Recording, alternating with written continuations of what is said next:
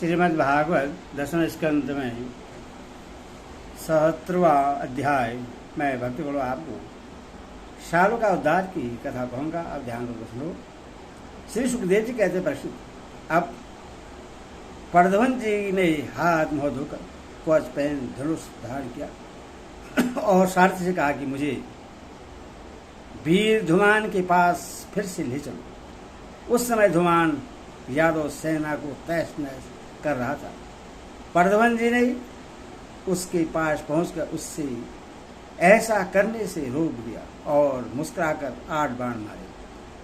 4 बाणों से उसके 4 घोड़े और एक एक बाण से सारथी धनुष ध्वजा और उसका सिर काट डाला।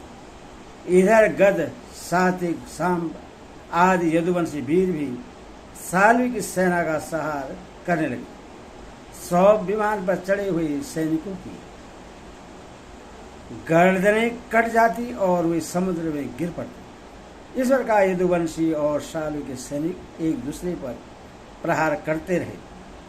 बड़ा ही घमासान और भयंकर युद्ध हुआ और वह लगातार 27 दिनों तक चलता रहा। उन दिनों भगवान श्री कृष्ण धर्मराज युधिष्ठिर की बुलाने से इंद्रप्रस्थ गए हुए थे।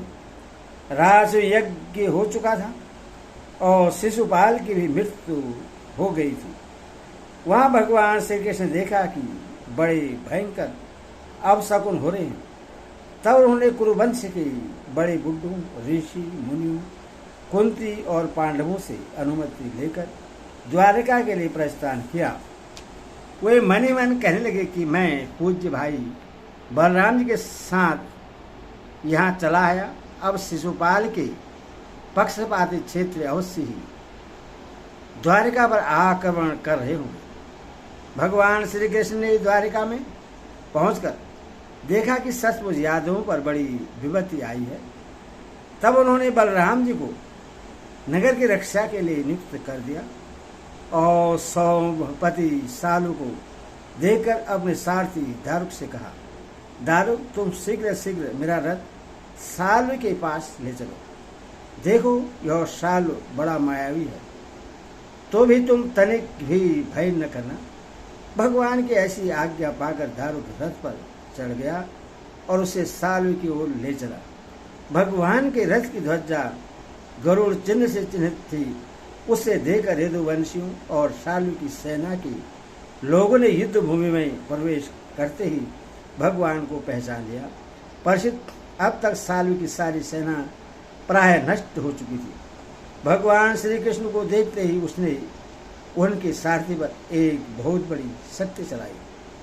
वह शक्ति बड़ा भयंकर शब्द करती हुई आकाश में बड़े वेग से चल रही थी और बहुत बड़े लुक के समान जान पड़ती थी। उसके प्रकाश से दिशाएं चमक उठी थी। उस सारथी की ओर आते देख भगवान श्री कृष्ण ने अपने बाणों से उसके सैकड़ों टुकड़े कर दिए। इसके बाद उन्होंने सालू को 16 बाण मारे और उसके विमान को भी, जो आकाश में घूम रहा था, असंख्य बाणों से चलने कर दिया। ठीक वैसे जैसे सूर्य अपनी किरणों से आकाश को भर देता है, सालू ने भगवान श्री कृष्ण की बाईं भुजा में, जिसमें शांख धनुष शोभायमान था, बाण मारा। इससे शांख धनुष भगवान के हाथ से छूटकर गिर पड़ा। यह एक अद्भुत घटना घट गई। जो लोग आकाश या पृथ्वी से यह युद्ध देख रहे थे, वे बड़े जोर से हाय हाय पुकार उठे। तब सालू ने गरज कर भगवान श्री कृष्ण से